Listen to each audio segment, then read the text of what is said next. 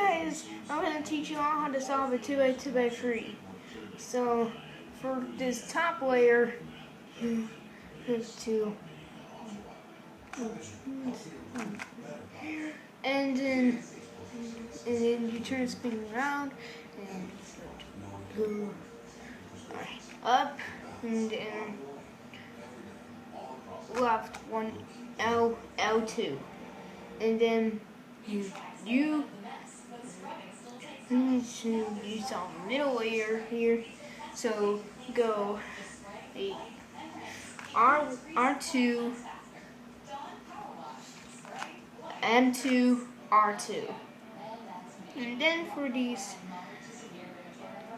this top layer, you need to go R2, U, DI, R2, U, and do it 2 times like this.